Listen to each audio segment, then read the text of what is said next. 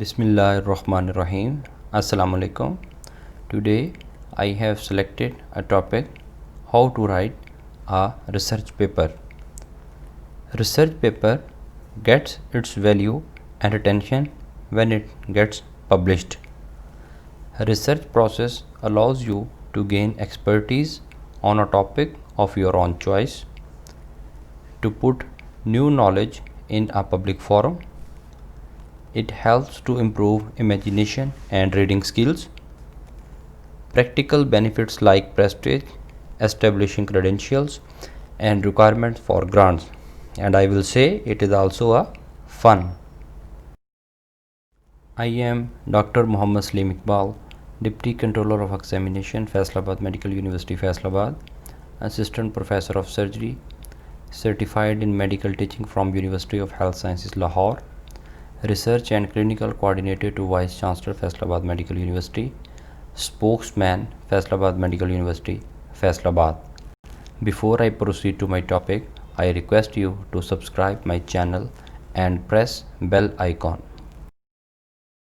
Research is a process of systematic, scientific data collection, analysis, and interpretation so as to find solutions to a problem. What are different steps in designing and conducting research?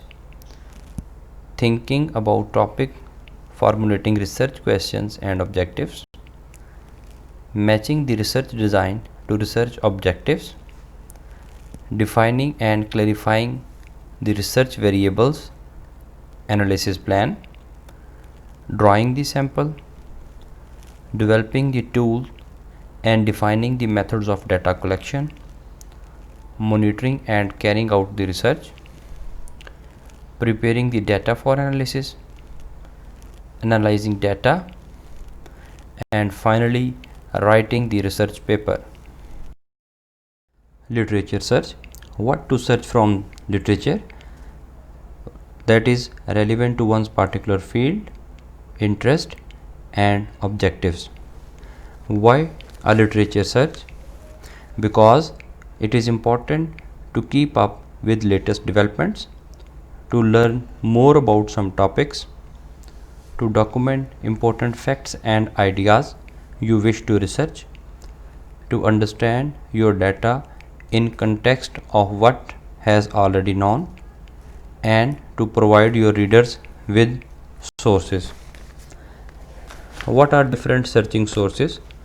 Searching sources are internet, PubMed sources, database searches, indexes, general articles. And search strategy on internet. Summarize your topic in 1 or 2 sentences. Identify unique ideas or concepts associated with topic. Choose appropriate keywords for each concept. Establish the relationship between each keyword and concept. A beautiful saying is, research is to see what everybody else has seen and to think what nobody else has thought. Criteria for selecting a research topic. What is relevance of this topic? That means how important is it to look for relevant solutions to it? Are solutions to it available? If so, how effective have they been proved? Is the problem of important in our local setup? Second point is innovation. In case the topic has been researched, what new are you looking at? Then next, feasibility. Consider that are the resources required to carry out the project. Then acceptability. A research topic which has interest or support of authorities. Then cost effectiveness. Whether the resources of time, money, and manpower being invested in study are worthwhile. Then finally, ethical considerations, cultural sensitivity, informed consent, treatment, during study should be given to individuals who require that. Research objectives. An objective is an intent of what the researcher wants to do, stated in clear, measurable terms. What is the importance of research objectives? They bring focus to study, avoid collection of unnecessary data, determines an appropriate study design, helps determine analysis plan. A good objective ensures that what is to be measured is clearly stated, be it a measure of frequency or association in the population of interest. Research manuscripts: how, why, what, and what not. A research paper has following sections: title, abstract, introduction, material and methods, results including tables and figures, discussions, acknowledgement, conclusion, references. Now I want to bring your attention towards an important slide showing a possible research development plan. This slide shows different sections of research paper, suggested order of completion, then whether literature citations have to mention or not, and whether to include in page numbering or not. Please spend few seconds to read out this important slide. Title should reflect the objectives of study. It should be written in capital letters without any abbreviation. It should be concise, having 10 to 12 words. An interesting title is your first chance to grab a reader's attention and encourage readership. Abstract. Its purpose: it helps a person decide whether to read or not read the paper, provides the reader with a framework for understanding the paper in the event he or she decides to read it.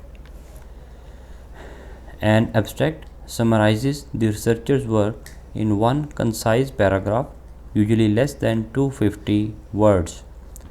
It should state the objective of study, describe the methods employed, and summarize results and primary conclusion. It is usually easiest to write the abstract after completing other sections of paper.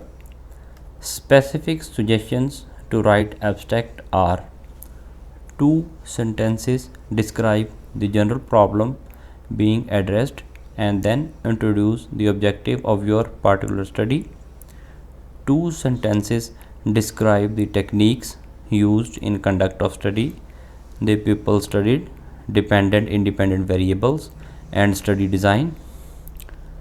3 sentences report the most significant result from study. Last sentence concluding statement. References are not cited in abstract. Keywords to be placed beneath the abstract for purpose of cross-referencing. Introduction establishes logical flow between previous and present work. It establishes the existing state of knowledge on the research topic and then identifies the specific focus of current work. Information typically flows in following manner: starts with a relatively broad background of topic under investigation, includes relevant citations and statistics from primary literature and other appropriate technical references regarding magnitude of problem, what is known about it, and why it is important to study it. Progressively, the scope of ideas is narrowed so that the reader is lead to specific topic that is being studied. Using primary literature, justifications as to why this topic requires additional study and what the current study will do. In the last sentences of final paragraph, the objectives should be concisely stated. Materials and methods. Following are segments where it will be discussed. Study design. Mention the name of appropriate study design. Setting. Name and place where the research work is to be conducted. Duration of study. How long will the study take with dates? Sample size. How many patients will be included? If there are groups, then how many patients or individuals per group? Then sampling technique, sample selection, inclusion criteria, on what basis will patients be inducted in the study, exclusion criteria, on what basis will patients be excluded from study, data collection procedure, a detailed account of how the researcher will perform research, how he or she will measure the variables, that is identification of study, method of collection, data collection tools, proformas and questionnaires, and finally data analysis procedure. Relevant details, naming software to be used, which descriptive statistics and which test of significance if and when required, specifying variables where it will be applied. Study designs. Epidemiological study designs are broadly classified into descriptive studies and analytical studies. Descriptive studies can be case report, case series or cross-sectional studies.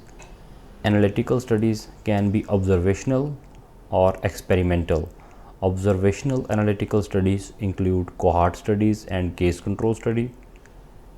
Analytical experimental studies can be preventive trials or therapeutic trials. Now, briefly about descriptive studies. Descriptive studies involve the systematic collection and presentation of data to give a clear picture of particular situation and can be carried out on a small or large scale. Case report, a detailed report by a physician of an unusual disease in a single person. Case series, when several unusual cases all with similar conditions are described in a published report, this is called as case series.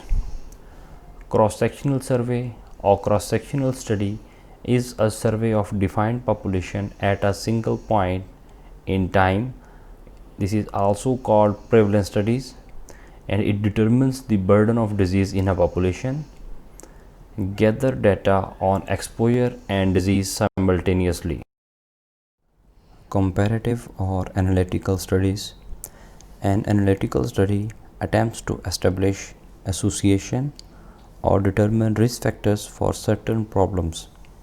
This is done by comparing two or more groups with or without the outcome of interest, that is exposure of interest. Its broad types are observational studies and experimental studies. Cohort study.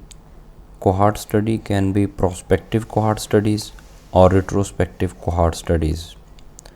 In prospective cohort studies, the investigator assembles the study groups in the present time, collects baseline data on them, and then continue to collect data for a period that can last many hours to years. And this study proceeds from exposure to outcome. Then retrospective cohort studies. The investigator goes back into history to define a risk group and follows the group members up to the present to see what outcomes have occurred. Case control study. The investigator selects the case group and control group on the basis of outcome, that is, having the disease of interest versus not having the disease of interest. Cases and controls are assembled and are questioned, or their medical records are consulted regarding past exposure to risk factors. Case control studies have advantage of being inexpensive, quick, especially useful when disease being studied is rare, can evaluate multiple etiologies for one outcome, and it has a disadvantage of having selection bias. Cases can be selected from a variety of sources: hospital patients, patients in physician's practice, and registries. Controls can be selected from non-hospitalized persons and hospitalized persons. Sampling. There are many good reasons for studying a sample instead of entire population. Samples can be studied more quickly than populations. A study of a sample is less expensive than study of entire population. A study of entire population is impossible in most of the situation. A sample is a subset of population with all its inherent qualities. Since a sample is expected to represent the whole population, the sampling procedure has to follow three fundamentals. Number one, it should be representative, it should be large enough, and the selected elements should have been properly approached, included, and interviewed. Steps in sampling are definition of population, construction of a sampling frame or thinking of an alternate, and finally selection of a sampling procedure. Types of sampling procedures. There are two main types of sampling procedures: probability sampling and non-probability sampling.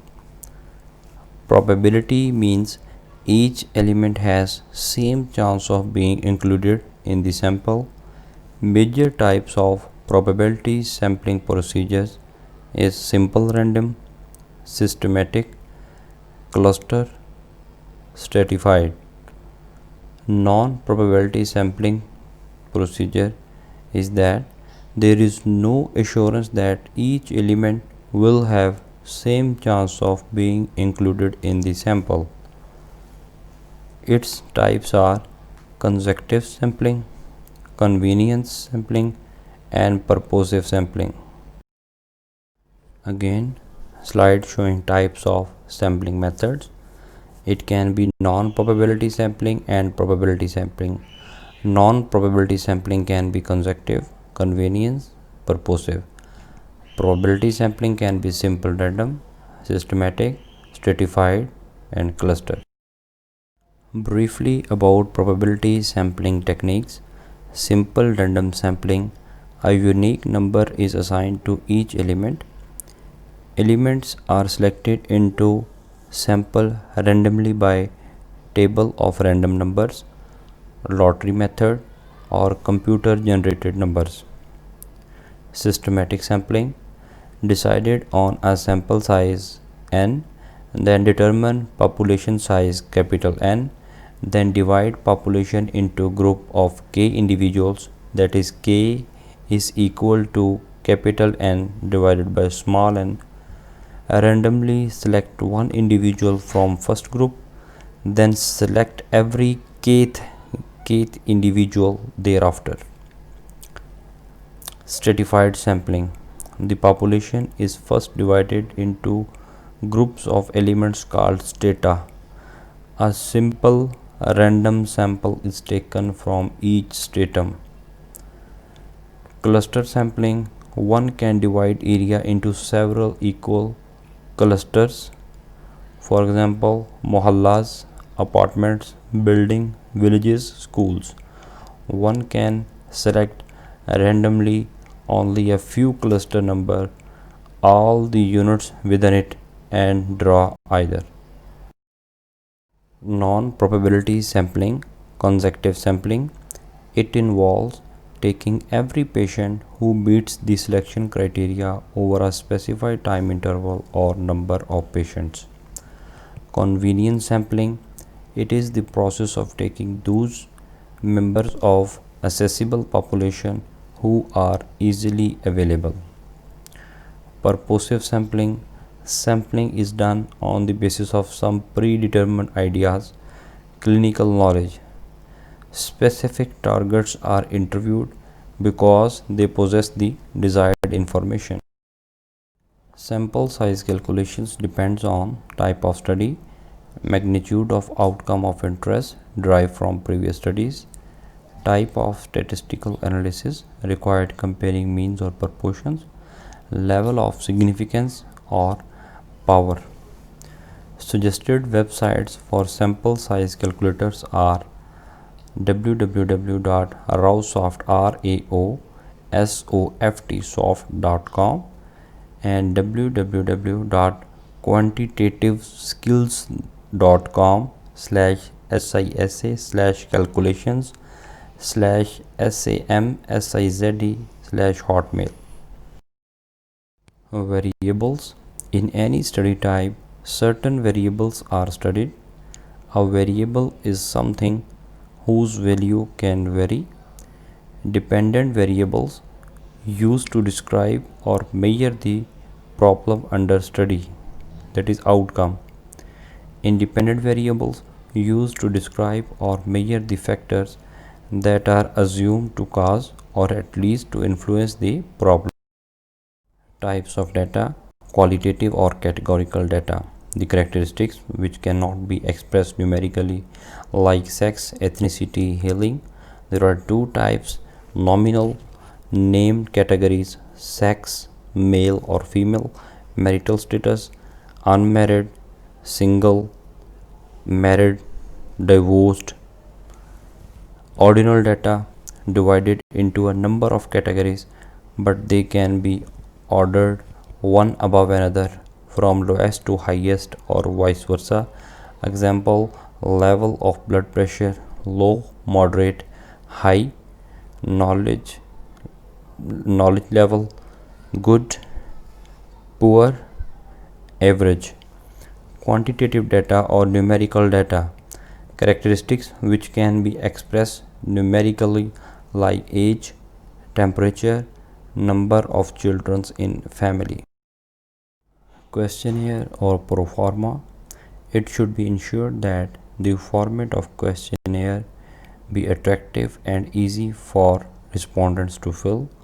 Overcrowding or clutter should be avoided and all questions and pages clearly numbered. The questionnaire should not be too long. To maintain flow of instrument, questions concerning major areas should be grouped together. Simple questions about age, birth date, etc. should be put at beginning to warm up the respondent. Question should be close-ended and should be lined vertically, preceded by boxes, brackets or numbers. Results. Write with accuracy, brevity and clarity. Statistical analysis should be adequately described. Results should be summarized in tables, figures in a logical sequence. Tables and figures should be constructed before writing the results section. Number tables and figures should be in the same sequence as they are mentioned in text. A summary of each table or figure should be included in results section.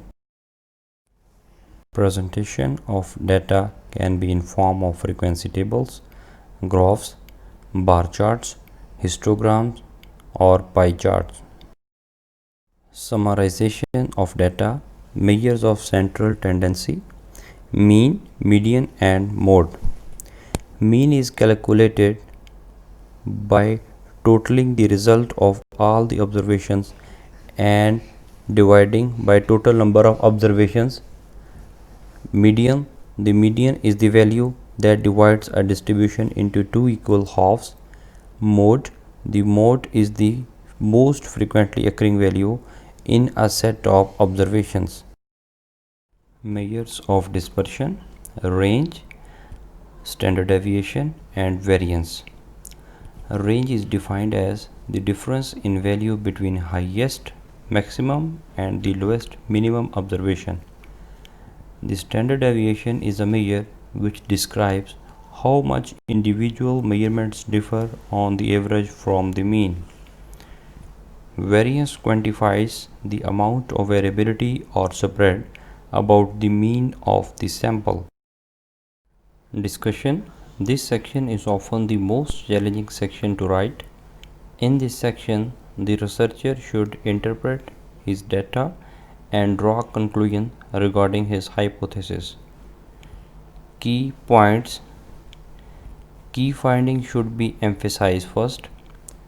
Result and interpretation of study should be compared to other studies in the primary literature. It should be indicated whether the data agrees with current models or refutes them. Explanations of any unexpected results should be provided, or any problem encountering during the study should be indicated. In case of problems during the study, or if the researcher is not satisfied with the result, indicates the reason, that is limitation of study. Indicate unanswered question for future research. Conclusion. A good paper ends with strong, clear conclusions. It has been said that the body of a good paper is a thunderbolt in reverse. It begins with thunder, that is introduction, and ends with lightning, that is conclusions. Conclusions should be linked with the objectives of the study and should be limited to the boundaries of study.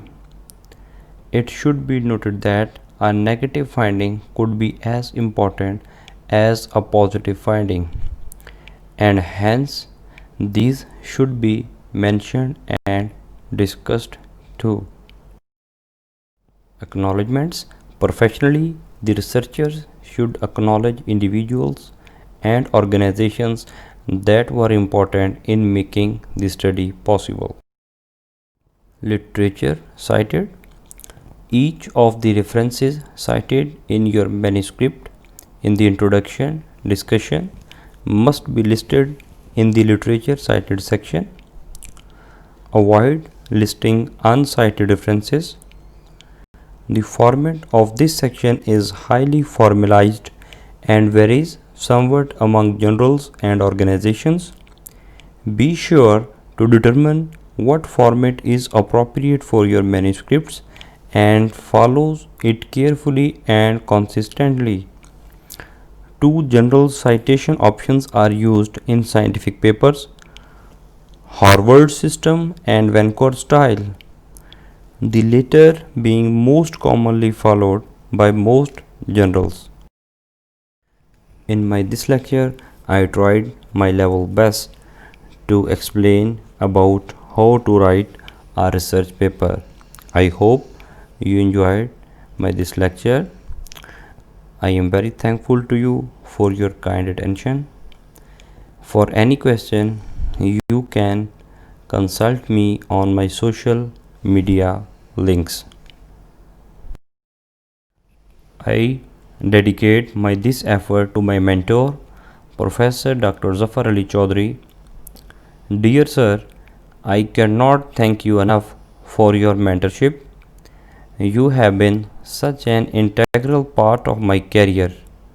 I hope to inspire others as you have inspired me. So, with this, I will say you good luck, take care, Stay blessed. Allah Hafiz.